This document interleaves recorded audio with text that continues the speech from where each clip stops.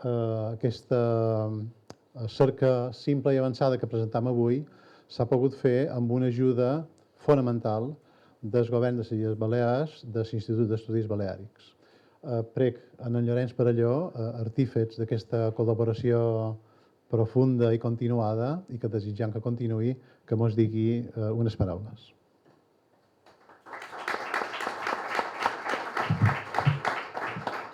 Bé, molt bon vespre a tots. En primer lloc, gràcies, Toni, i gràcies a l'institució Francesc de Borja Moll per aquesta iniciativa, perquè al final qui és certífex realment és la doctora Maria Pilar Perea i l'institució per impulsar aquesta iniciativa. Jo crec que al final les institucions públiques tenim aquest deure d'estar en el costat i d'ajudar a que aquestes iniciatives se puguin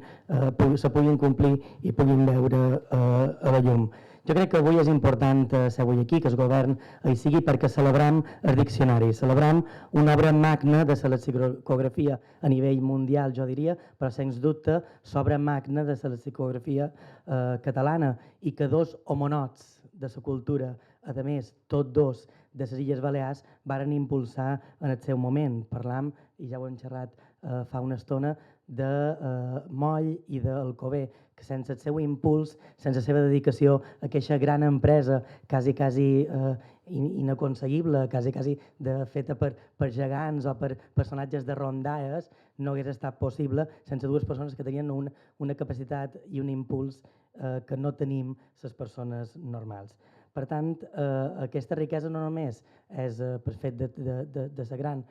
quantitat d'entrades que té aquest diccionari, sinó per aquesta pentinada que se va pegar a tot el territori del domini lingüístic català i que ja se n'ha fet referència durant la introducció de la doctora Maria Pilar Perea. S'ha parlat de les més de 400 pobles i ciutats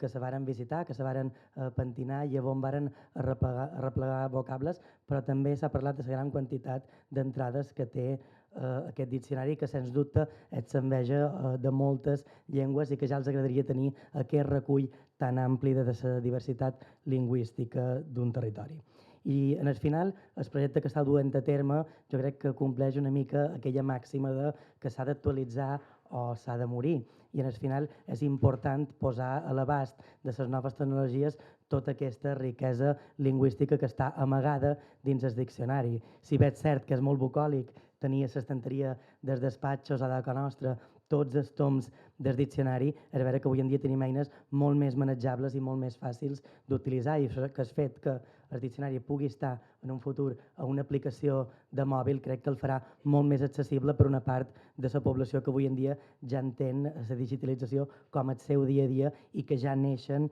amb aquesta digitalització. Vivim en un món digital, en un món interconnectat, però que a més ens dona moltes possibilitats, com han comentat just ara, de poder fer cerques molt més ràpidament, de poder fer cerques molt més precises i a més que obrirà a molts altres camps d'investigació, no només en el camp lingüístic, sinó ara mateix avui hem parlat d'insectes, però podríem parlar també de geografia, podríem parlar de toponímia i podríem parlar de medicina, de les paraules que recullen els termes que estan relacionats amb la medicina. Per tant, agrair la tasca que feis des de l'institució Francesc de Borja Moll, la tasca que encapçala la doctora Maria Pilar Perea, i comptau amb el suport del govern de les Illes Balears i també el suport del Consell de Mallorca, qui vull disculpar avui que no han pogut ser aquí, perquè és vera que la dèria d'actes que hi ha aquests dies prenadalencs fa que sigui gairebé impossible ser tots els actes a l'hora, i per tant també m'he d'excusar que d'aquí uns minuts hauré de partir perquè a les 8 he de ser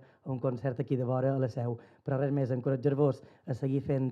aquesta feina i avancem-me en aquest lliurament dels premis d'aquí una estona, i per tant també felicitar en els premiats per la seva tasca en el món literari i de les lletres.